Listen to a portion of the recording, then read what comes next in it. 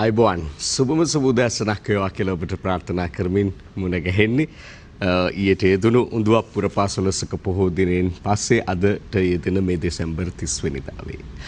ඊයේ පොහොය දින ඊටම සුවිශේෂ වනවා ශ්‍රීපාද වන්දනා සමය ආරම්භීමත් එක්ක ලෝකයේ තිබෙන වන්දනා ගමන් අතර ඊටම සුවිශේෂම වන්දනාවක් විදියට තමයි ඒ සැලකෙන්නේ. වගේම ලංකාව තුල කෙරෙන සුවිශේෂම වන්දනා ගමන මහා වන්දනා ගමන විදිහට සලකන්නේ ශ්‍රීපාද වන්දනාව.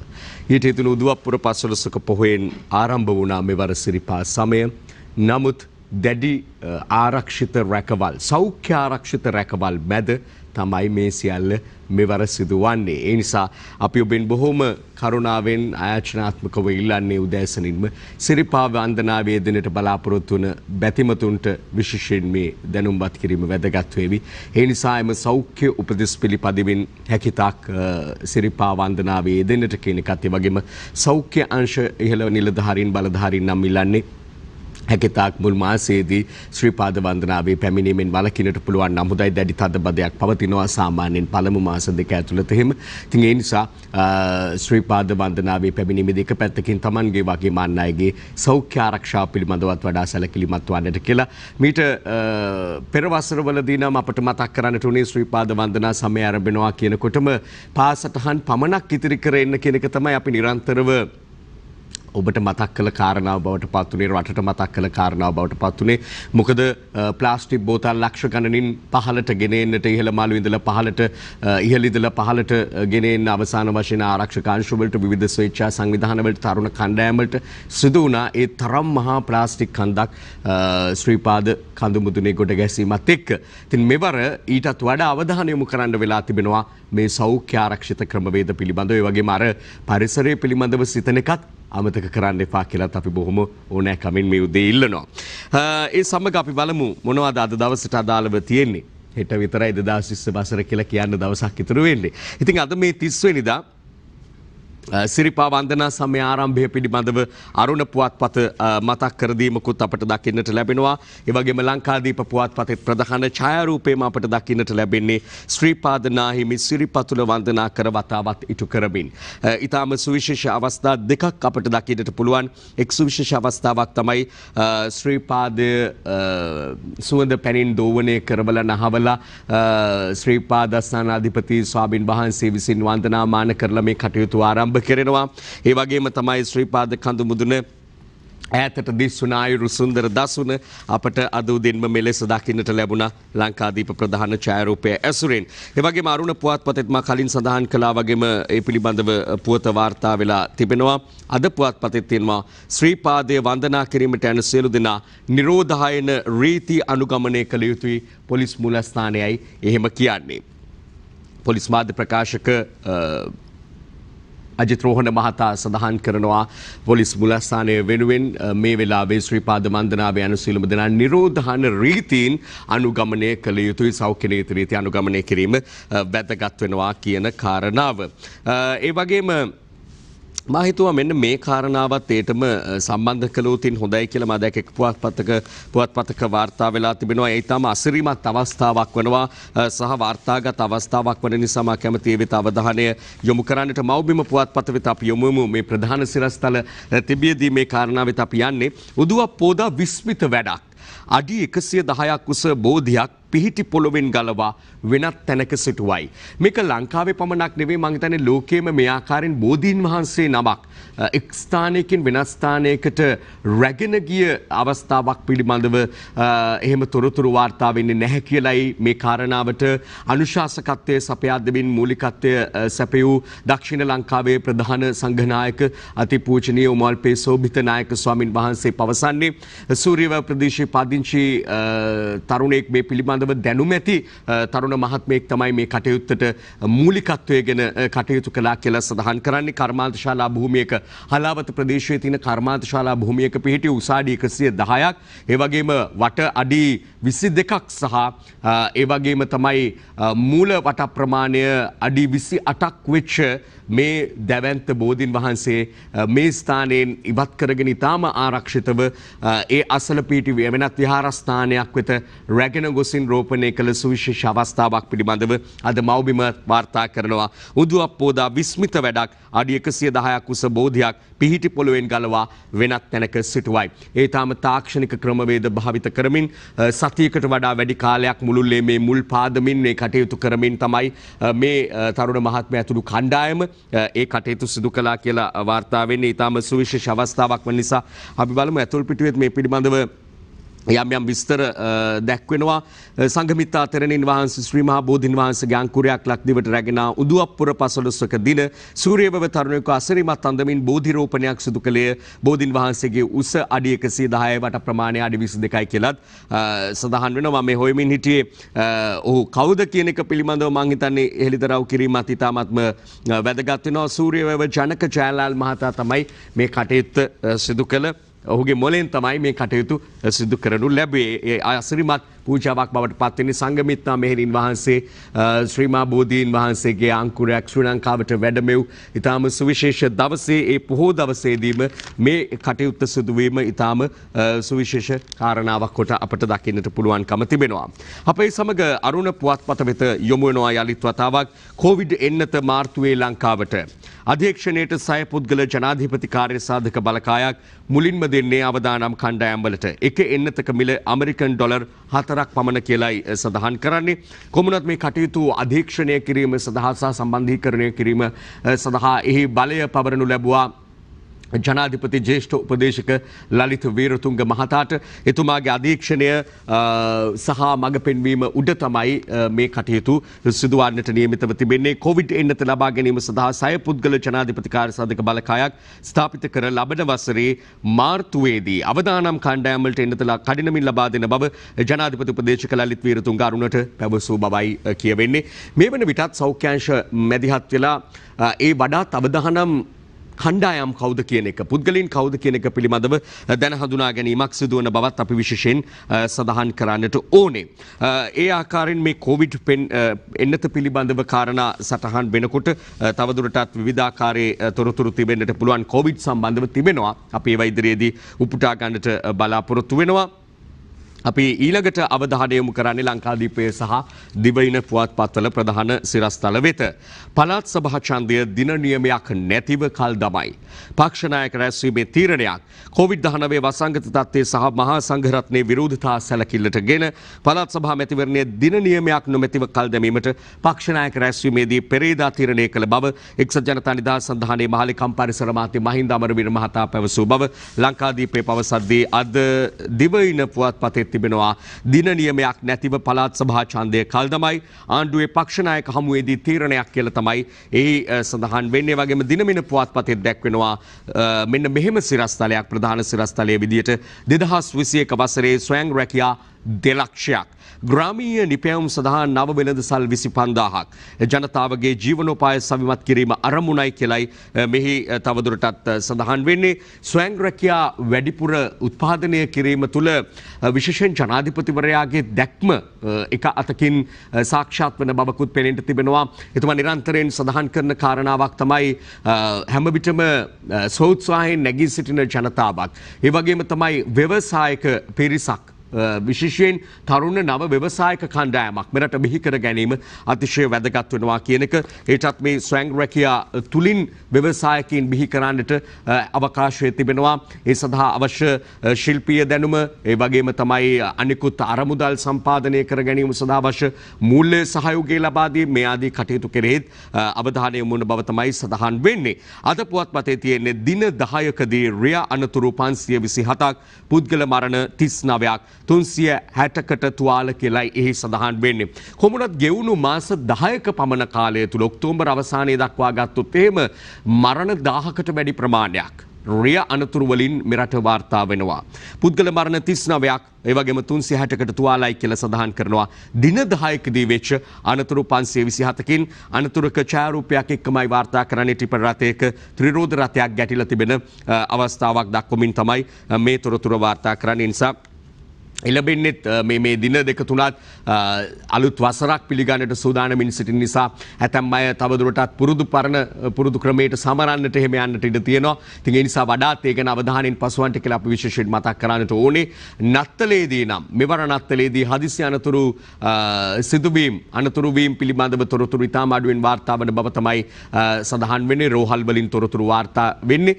එයට විශේෂ බලපෑමක් වෙනවා මේ කොවිඩ් වසංගත තත්ත්වය අනුව නත්තල චාරිත්‍රවලට මුල් තැන දෙමින් බොහොම සාමයෙන් සමගයෙන් සමරන්නට බොහෝ දෙනා කටයුතු කිරීම සාද උත්සවවලට තරම් යොමු නොවීමේ තත්ත්වයට බලපා තිබෙන බව තියෙනවා. ඒ වගේම නව වසර උදාවට සමගාමීව පැවැත්වෙන සාද උත්සව ගැන සොයා බැලීමට දිවයින පුරා පොලිස් කණ්ඩායම් කියලත් අද පුවත්පතේ වාර්තාවක් දකින්නට පුළුවන්කම තිබෙනවා. නව වසර උදාවට සමගාමීව පැවැත්වෙන සාද උත්සව ගැන සොයා බැලීමට දිවයින පුරා පොලිස් කණ්ඩායම් කියලයි එහි සඳහන් වෙන්නේ. ඒ ගැන වඩා වැඩියෙන් අවධානය යොමු කරන්න වෙනවා කියන එක තමයි අජිත් රෝහණ මහතා පොලිස් මාධ්‍ය ප්‍රකාශකවරයා සඳහන් කරන්නේ. අපේ රටේ එහෙම වෙනකොට මේ දවස්වල අපේ ශ්‍රී ලංකා ජාතික ක්‍රිකට් කණ්ඩායම සංචාරකය දෙනවා දකුණු අප්‍රිකාවේ. ඊ අපිට දකුණු අප්‍රිකාවෙන් අහන්න ලැබුණේ අපේ ක්‍රිකට් පැත්තෙන් හොඳ ආරංචියක් නෙමෙයි.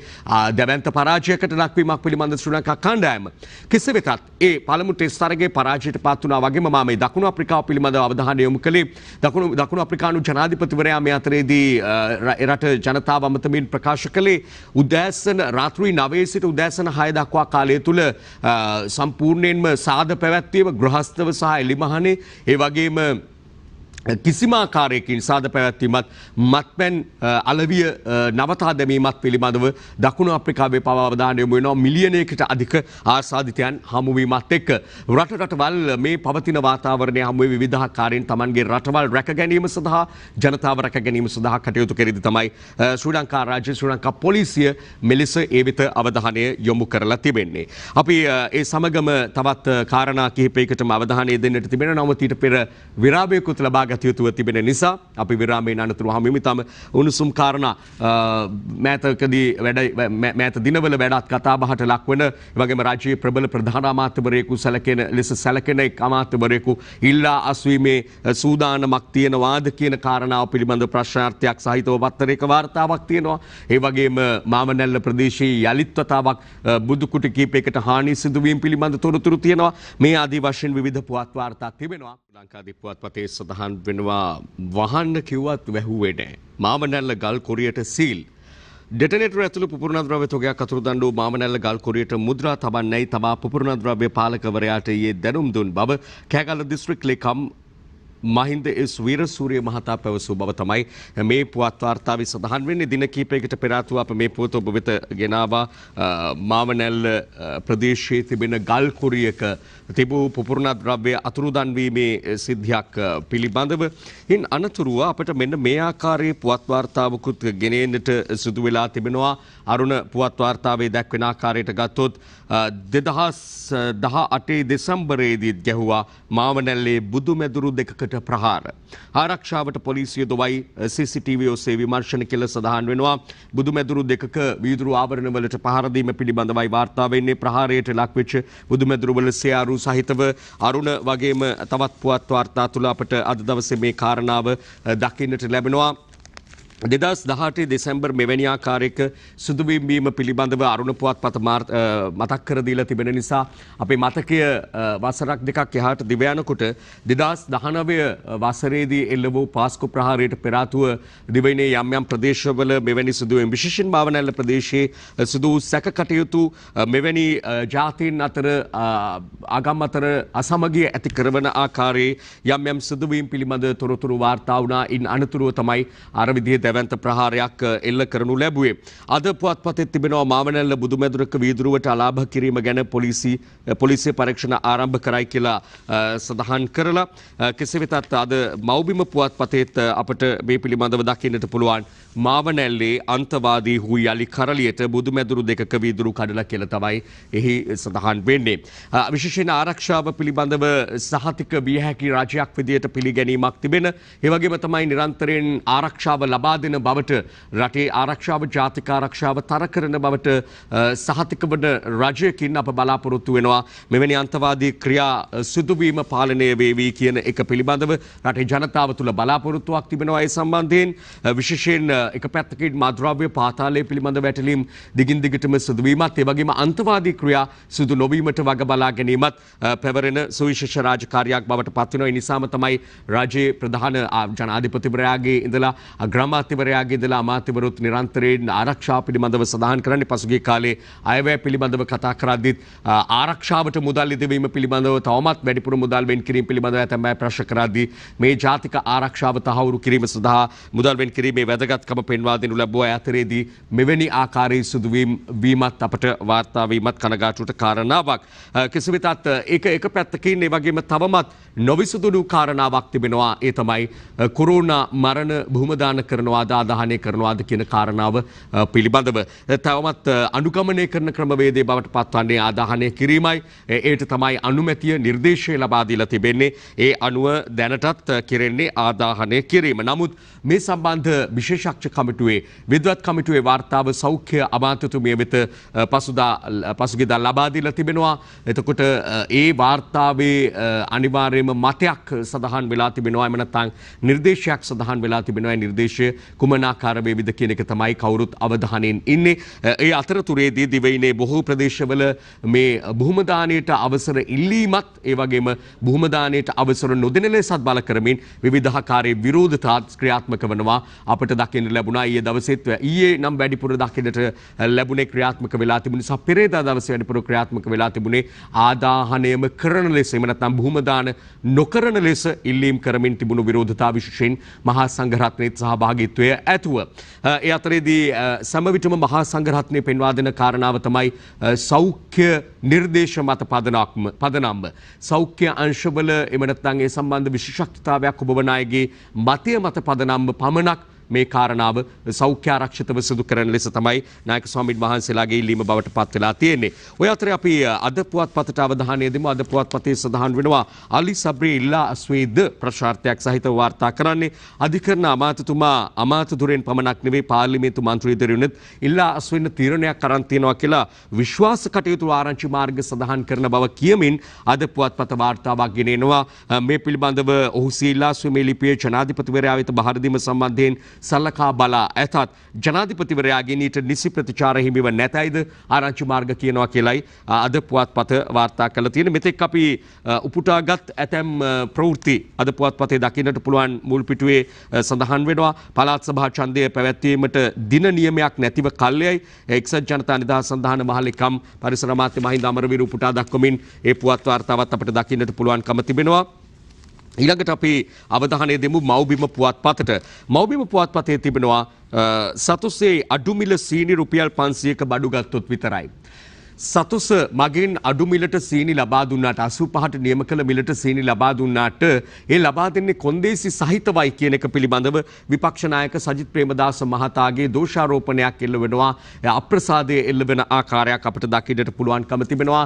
මේ එක කොන්දේසියක් රුපියල් 500කටවත් සෑහෙන බඩු ලබා ගත්තොත් තමයි ලබා දෙන්නේ කියන එක. ඒ වගේම ලබා දෙන ප්‍රමාණය තාම සීමා කරලා ලබා දීමත් සුවිශේෂ කාරණාවක්. එනම් යම් අය වෙළඳ අරමුණු ව්‍යාපාරික අරමුණු තකා රැගෙන යාම වැළැක්වීම සඳහා ගන්නා හොඳ පියවරක් විදිහට තමයි දකින්න පුළුවන්. නමුත් මේ 500කවත් බඩු ගත්තොත් අඩු මිලට දෙන එක පිළිබඳව නම් ඇතම් අය තුළ ප්‍රශ්නයක් මතුවලා තිබෙනවා. මොකද බොහෝ වෙලාවට අඩු ගානට හොයලා ගිහින් ගන්නේ මිලදී ගැනීමේ හැකියාව ඉතාම අඩු මට්ටමේ ඉන්න අය. ඉතින් ඒ නිසා ඒ ජනතාව වෙනුවෙන් මෙහෙම කොන්දේසි පැනවීම සුදුසුද නැද්ද කියන කාරණාව පිළිබඳව කෙසේ වෙතත් ඒ අතරේ අපි මතක් කරන්න ඕනේ විපක්ෂ නායකතුමා සජිත් ප්‍රේමදාස මැතිතුමා මේ දිනවල ජනාධිපතිතුමා රජය ඉංගිතුවිය යුතු කාර්යභාරය පිළිබඳව සොයා බලන්නට රට පුරා සංචාරය කරනවා වගේම ගම්බිම් වල සංචාරය කරනවා වගේම විපක්ෂ නායකතුමත් ජනතාව අතරට යන ආකාරයක් අපට දකින්නට ලැබෙනවා. ගැටලු විමසන ආකාරයක් අපට දකින්නට ලැබෙනවා.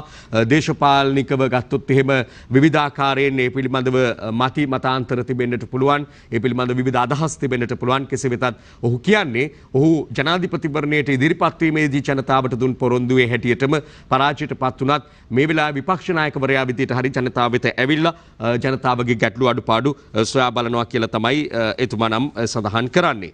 ඊළඟට සමහර නැවත වතාවක් මව්බිම පුවත්පතේ අපිට දකින්නට ලැබෙනවා මේ එන්නත පිළිබඳව යුද හමුදාපති ජෙනරාල් ශවේන්ද්‍ර සිල්වා මහතා උපුටා දක්වමින් වාර්තාවක් රටට ගැළපෙනම එන්නත කඩිනමින් ගෙන්වනවා කියලා තමයි එතුමා නම් කියන්නේ. මුදල් ගෙවා හෝ එන්නත ගෙන්වන්න ජනපති උපදෙස් දුන් බවත් සඳහන් කරනවා. අපි මුලදීත් උපුටා ගත්තා මාර්තු මාසයේ වන විට එන්නත ලැබීමට යනුව නියමිතව තිබෙන බව. කෙසේ වෙතත් ශවේන්ද්‍ර සිල්වා මහතාට ඒ වගේම ආරක්ෂක ලේකම්වරයාට කමල් ගුණරත්න මහතාට අපේ සුභාශිංසන හිමිවන්නටත් ඕනේ. එතුමන් දෙදෙනාම ජෙනරාල් ධුරයට උසස් වීම පසුගියදා සිදුවනු ලැබුවා. අපට මතකයි 30 අවුරුදු යුද්ධයක් අවසන් කරන්නට යුද මෙහෙයුමේ ඉදිරි පෙළ මෙහෙයුමේ යෙදෙමින් නායකත්වයේ දෙමින් කටයුතු කළ විරුවන් දෙදෙනෙක් නායකයන් දෙදෙනෙක්. ඒ නිසාම ඇතැම් වෙලාවට ජාත්‍යන්තරයෙන් පවා උදහසට ලක් වුණු ඒ වගේම ත්‍රස්ත සංවිධානවල තවමත් ක්‍රියාත්මක වන ඩයස් පුරාවල උදහසට ලක් වුණු දෙදෙනෙක් විශේෂයෙන් ශවේන්ද්‍ර සිල්වා මහතා එතුමන් දෙදෙනාටම අපේ සුභාශිංසන පිරිනමන්නටත් මෙය අවස්ථාවක් කරගන්නවා. ඊට පස්සේ අපි මොනවාද තියෙන්නේ කියන එක බලමු. තවදුරටත් තිබෙන පුවත් වාර්තා අතරේ මව්බිම ප්‍රධාන වාර්තාවක දැක්වෙනවා එංගලන්තයේ නව කොරෝනාව ඉන්දියාවට ඇතුළු වේ. දැනටමත් ආසාදිතයෝ 6ක් එංගලන්තයෙන් ලංකාවට අවසන් යානයේ දෙදෙනෙකුට කොරෝනා නව ප්‍රභේදයේදයි බලන්න සාම්පල් 5ක් පරීක්ෂණයට. රටවල් කිහිපයකටම මේ බ්‍රිතාන්‍යයෙන් හඳුනාගත්තු නව ප්‍රභේදයේ පැතිර යාමක් පිළිබඳව තොරතුරු මේ වන විට වාර්තා වෙනවා. ඕස්ට්‍රේලියාවටත් මේ ප්‍රභේදයේ පැතිර ගොස් ඇති බවට දැන් තොරතුරු වාර්තා වෙනවා. ඉන්දියාවෙත් තියෙනවා කියලා කියනවා. ලංකාවට බ්‍රිතාන්‍යයෙන් ආපු දෙදෙනෙකුට කොවිඩ් ආසාදනය වීම ඔස්සේ පරීක්ෂණ කරනවා මේ ප්‍රභේදයේමද ඔවුන්ට තිබෙන්නේ කියන එක.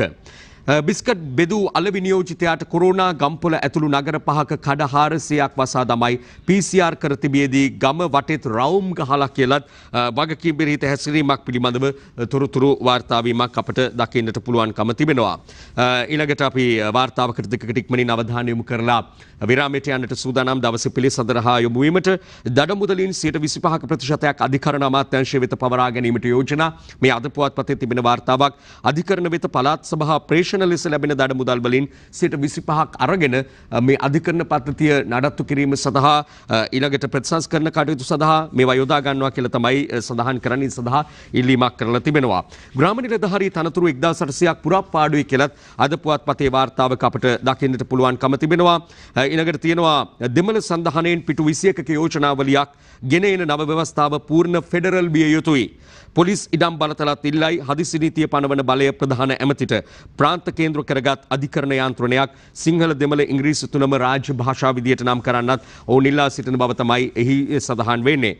ලංකාදීප පුවත්පත ගත්තාම එහි සඳහන් වෙනවා ज्येष्ठ මහාචාර්ය අනුර මනතුංග මහතා පුරාවිද්‍යා නව අධ්‍යක්ෂ ජෙනරාල් ධුරයට පත් කිරීම පිළිබඳව තොරතුරු වාර්තා වෙලා ඩෙන්ගු පරීක්ෂාවට ආදැරියට ජල භීතිකා එන්නතක් විදීමේ පුවතක් පිළිබඳවත් වගකීම් විරහිත අවස්ථාවක් පිළිබඳවත් අද ලංකාදීපේ වාර්තාවක දකින්නට පුළුවන්කම තිබෙනවා. අපි දිනමිනට ඉක්මනින් අවධානය දෙමු. ලොක්කන්ගේ පීඩා නිසා STF 3000ක් ඉවත් වීමට සැරසෙති කියලා දිනමින පුවත්පතේ තොරතුරක් පුවතක් වාර්තා වෙනවා.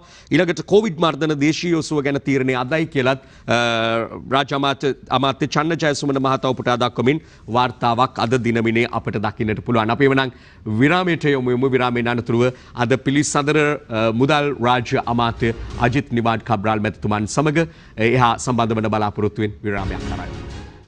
දිනපතා අලුත් වීඩියෝ සහ ප්‍රවෘත්ති නැරඹීමට ඉහත බටන් එක ක්ලික් කර සියත TV සබ්ස්ක්‍රයිබ් කරන්න.